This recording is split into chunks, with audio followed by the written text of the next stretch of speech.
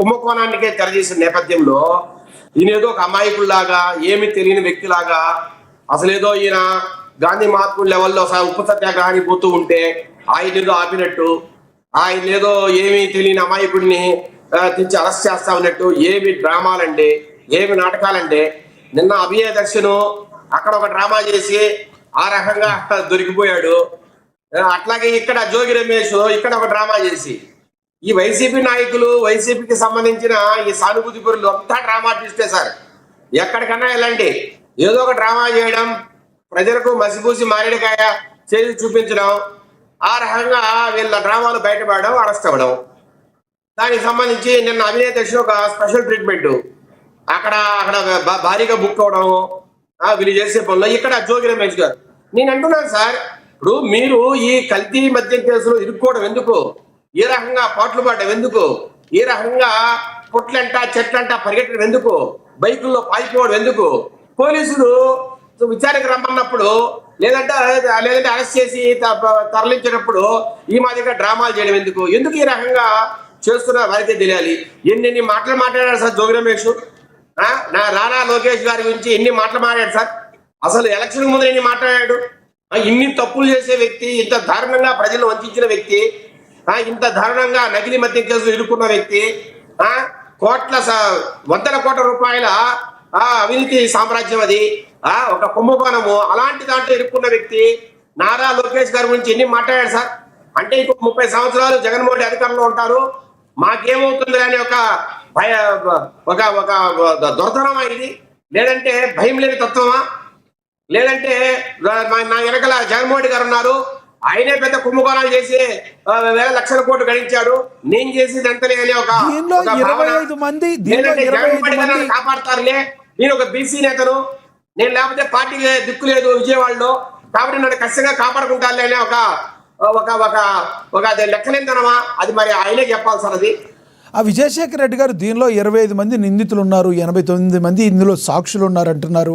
అసలు దీనిలో సాక్షుల ప్రభావం ఏ విధంగా ఉండబోతుంది, జోగికి ఏ మేరకు శిక్ష పడే అవకాశం ఉంది, నిజంగా జోగి దానిలో ఉందా, ఎవిడెన్స్ ఉందంటారా, పోలీసుల దగ్గర కానీ సిట్ దగ్గర ఎవిడెన్స్ ఉందంటారా?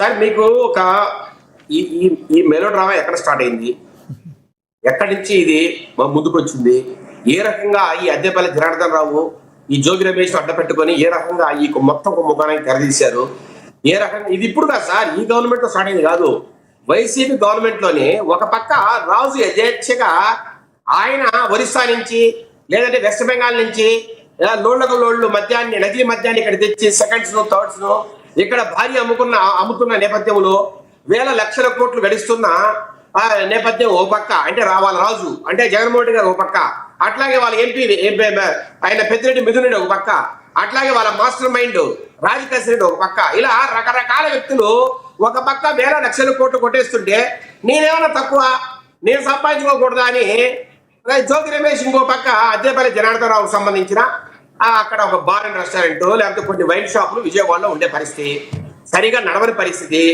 బార్ అండ్ రెస్టారెంట్ సరిగా నడిచే పరిస్థితి లేదు, నష్టాలు వచ్చే పరిస్థితి. ఏం చేయాలి, దీనికి ఒక గొప్ప కథకు తెరలేపారు. అక్కడ వాళ్ళ ఈ అద్దెపల్లి జనార్దన్ రావుకు సంబంధించిన ఒక వ్యక్తి అక్కడ గోవాలో అక్కడ మద్యం తయారు చేస్తున్న ఒక వ్యక్తి దగ్గరికి వెళ్ళారు, ఆ వ్యక్తితో మాట్లాడుకున్నారు. అక్కడి నుంచి ఈ నకిలీ మద్యం ఏదైతే ఈ గోవా మద్యం ఉందో దాన్ని తెచ్చి ఇక్కడ బార్ అండ్ రెస్టారెంట్ అమ్మడము. అంటే ఈ యొక్క మద్యం ఇక్కడ సిట్టు చెప్తుంది ఏంటంటే మద్యం తయారీ ఇబ్రహీంపట్నంలోను ములకల చెరువులోనే వీళ్ళిద్దరి యొక్క అద్దెపల్లి కానీ ఈయన కానీ ఇద్దరు కలిసి చేస్తున్నారని చెప్తున్నారు. నేను వస్తా, ఆ పాయింట్ కూడా వస్తా సార్. ఎక్కడ స్టార్ట్ అయిందో చెప్తున్నా మీకు. జగన్మోహన్ రెడ్డి గారి గవర్నమెంట్ లో, వైసీపీ గవర్నమెంట్ లో గోవా నుంచి మద్యం తెచ్చి అమ్మే పరిస్థితి నుంచి తర్వాత హైదరాబాద్ పక్కన నిజాంపేటలో ఒక పెద్ద గోడౌన్ చేసి ఆ గోడౌన్ లో వీళ్ళు సొంతంగా మద్యం తయారు చేసే పరిస్థితి నుంచి అక్కడి నుంచి ఎలక్షన్ ముందర నిజాంపేటలో ఒక పెద్ద గోడౌన్ పెట్టి అక్కడ మద్యాన్ని తయారు చేసి ఆ మద్యాన్ని విజయవాడ ఈ చుట్టుపక్కల తెచ్చి అమ్మే పరిస్థితి. దాని తర్వాత ఎలక్షన్ అయిపోయి వీళ్ళ బడా నాయకుడు ఇంటికి పోయిన నేపథ్యంలో తర్వాత ఏం చేయాలా ఎట్లా అనేది కొన్ని రోజులు గ్యాప్ ఇవ్వడము, తర్వాత మళ్ళీ వీళ్ళకి ఎవరైతే పెద్దిరెడ్డి రామచంద్రారెడ్డి, పెద్దిరెడ్డి మిథున్ రెడ్డికి సంబంధించిన కోవట్ ఎవరైతే దాసరి జయచంద్రారెడ్డి తెలుగుదేశం పార్టీ దగ్గర టికెట్ తీసుకొని కోట్ల విదజల్లి రకరకాల వ్యక్తులు లోపరుచుకొని రకరకాల తెలుగుదేశం పార్టీ నాయకుల్ని లోపరుచుకొని డబ్బులు వాళ్ళకి డబ్బులు కొట్టి ఈ రకంగా చంద్రబాబు నాయుడు గారిని లోకేష్ గారిని మాటలు చెప్పి మైమరిపించి ఆ టికెట్ తెచ్చుకున్న దాసరి జయచంద్రారెడ్డి ఒక పెద్ద కోవట్టు పెద్దిరెడ్డి మిథున్ రెడ్డికి అక్కడ ఉన్న పెద్దిరెడ్డి ద్వారకానాథ్ రెడ్డికి సో ఆయన ఆ రోజు ఇన్ఛార్జ్ ఆ ఇన్ఛార్జ్ తర్వాత ఎక్కడైతే మనకు ఈజీగా ఉంటది ఇస్తాను. సో దాసరి జయచంద్రారెడ్డి మన కోవట్టే కదా మనోడే కదా మనకేం ఇబ్బంది లేదని చెప్పి మొలకల చెరువులో మళ్ళా స్టార్ట్ చేశారు. సో మొలకల చెరువులో వీళ్ళు మళ్ళా అక్కడ అదే గోడౌను అదే మిషనరీ అట్లాగే నిజాంపేటలో ఏ రకంగా అయితే తయారు చేశారో అట్లాగే మొలకల చెరువు తయారు చేయడం.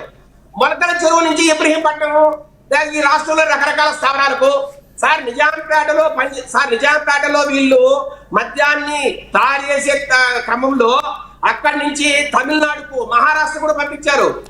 అయితే విజయశేఖర్ రెడ్డి గారు ఇంత సినీ పక్కీలో ఎస్ కాదు విజయశేఖర్ రెడ్డి గారు ఇంత సినీ పక్కీలో అరెస్ట్ చేయాల్సిన అవసరం ఏంటి? ఆయన బైక్ మీద ఎక్కడికి వెళ్తున్నారు? రెగ్యులర్గా కారు ఉపయోగించారు, బైక్ ఎందుకు ఉపయోగించారు? ఏం జరిగింది? పోలీసులకి ఎక్కడ సమాచారం వచ్చింది? విజువల్స్లో మనం చూస్తుంటే పోలీసులు అడ్డు పెట్టడం, వాళ్ళు ఫాస్ట్గా వెళ్ళడం ఇవన్నీ చూస్తున్నాం. ఈ డ్రామాకి కారణం ఏంటి? సార్ ఆయనకి ఆల్రెడీ ఒక నోటీస్ ఇచ్చారు. నోటీస్ ఇవ్వలేదు. అయ్యా ఈ మాదిరిగా నీ పేరుంది, మాదిరిగా సిట్ ఫైనల్ దర్యాప్తు జరిపింది, ఇక్కడ ఇట్లా ఛార్జ్ షీట్ వేశారు, మీరు ఒకసారి విచారణ రావాలని నోటీస్ ఇవ్వడము. నోటీస్ ఇవ్వలేదని ఆయన అడుగుతున్నారు కదా. నేను చెప్తాను. అక్కడ విజువల్లో ఇందాక మనం చూసాం, నోటీస్ ఇచ్చారా నాకు అని జోగి రమేష్ పోలీసులు అడుగుతున్నారు కదా, దాన్ని ఏమంటారు మీరు? సార్ వాళ్ళ ఇంటికి ఎవరైనా నోటీస్ పంపిస్తే వీళ్ళు తీసుకునే పరిస్థితుందా? మీరు కానీ వీళ్ళ ఫ్యామిలీ మెంబర్స్ కానీ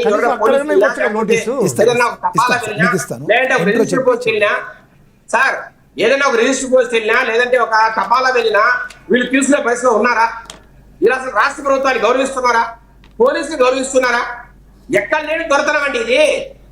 వీళ్ళే జగన్మోహన్ లెవెల్లో ఫీల్ అయిపోతున్నారు. పులివేందలలో ఏ రకంగా అయితే రౌడీ రాజ్యాన్ని నడుపుతున్నారో, ఏ రకంగా పోలీసులు లెక్క చేయరో, ఏ రకంగా ఒక అప్రజాస్వామ్యంగా ప్రవర్తిస్తున్నారో జగన్మోహన్ రెడ్డి కావచ్చు ఆయన గ్యాంగ్ పులివేందల్లో, అదే రకంగా జోగి రమేష్ కూడా వాళ్ళు ప్రవర్తిస్తున్న తీరు పోలీసులు లెక్కలేదను. సార్ నేను ఒకటి అడుగుతున్నా, ఒక రాష్ట్ర మాజీ మంత్రిగా పోలీసులు నిన్ను ఇదో ఈ మాదిరిగా నువ్వు కార్యక్రమం నిన్ను అరెస్ట్ చేస్తున్నా అని చెప్తే అర్ధ గంట పాటు తగులాటం. సార్ మీరు అంటున్నా, మీరు 5 సంవత్సరాల కాలంలో ఎంతమంది అరెస్ట్ చేశారండి? ఈ మాదిరి ఎవరైనా డ్రామాలు చేశారా? పోలీసులు తగు విధంగా చర్యలు తీసుకుంటారు కదా ఎక్కడైనా ఏదైనా జరిగితే. ఒక పోలీసు వ్యాన్ వచ్చి అక్కడ సిఐలు ఎస్ఐలు వచ్చి ఇదిగోండి మిమ్మల్ని అరెస్ట్ చేస్తున్నామంటే ఇంత డ్రామా అవసరమా? రైట్. అంటే ఆయన చెప్పకుండా అరెస్ట్ చేస్తారా? తెలియకుండానే అరెస్ట్ చేస్తారా? సార్ లేదు, స్టేషన్ మీద చెప్తా కదా ఏది విషయం అని.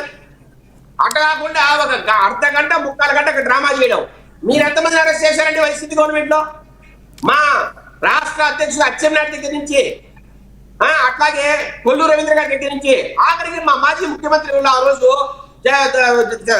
నారా చంద్రబాబు నాయుడు గారి వరకు మీరు ఏ రోజు ఎఫ్ఐఆర్ చూపించారా? ఎక్కడైనా ఒక నోటీస్ చూపించారా? అర్ధరాత్రి 3 గంటలకు చంద్రబాబు నాయుడు గారు అరెస్ట్ చేస్తే ఎక్కడైనా ఒక పేపర్ ప్రూఫ్ చూపించారా? ఒక ఎవిడెన్స్ ఉందా? ఇక్కడికే ఎవిడెన్స్ ఉందండి. ఇక్కడ సిట్ దర్యాప్తు జరిపింది. రైట్. విజయశేఖర్ రెడ్డి గారు మీ అభిప్రాయం అర్థమైంది. మీ అభిప్రాయం అర్థమైంది. మళ్ళీ మాట్లాడుతూ అందుబాటులో ఉండండి. మీరు మనం స్టూడియోలో అందుబాటులో ఉన్నారు. మధుసూదన్ రెడ్డి గారితో మాట్లాడదాం. మధుసూదన్ రెడ్డి గారు, ఏం జరుగుతుంది? ఇంత డ్రామా దేనికి? పోలీసులకు సహకరించవచ్చు కదా అని అడుగుతున్నారు. ఏమంటారు? లక్ష్మీనాథ్ గారు, ముందుగా మీకు ఏఎన్ఎన్ టీవీకి వీక్షిస్తున్నటువంటి తెలుగు ప్రజలకి, అదేవిధంగా సోదరులు విజయశేఖర్ రెడ్డి గారికి, సోదరి కృష్ణవేణి గారికి నా నమస్తమాంజలి. నమస్తే సార్. సార్, ఈరోజు Chandrababu Naidu and co batch చెప్పిన అబద్ధాన్ని మళ్ళా తిరిగి చెప్పకుండా కళ్ళు మూసుకొని నిజాన్ని చెప్పినట్టు నిర్భయంగా పదే చెప్తూ ప్రజల్లోకి ముందుకు తీసుకుపోయేటువంటి పరిస్థితి ఉంది సార్. వాళ్ళకి తోడుగా ఈరోజు పనికిమాలిన పేపర్లు, చెత్త టీవీ ఛానళ్ళు అబద్ధాలను కూడా నిజం చేసేటువంటి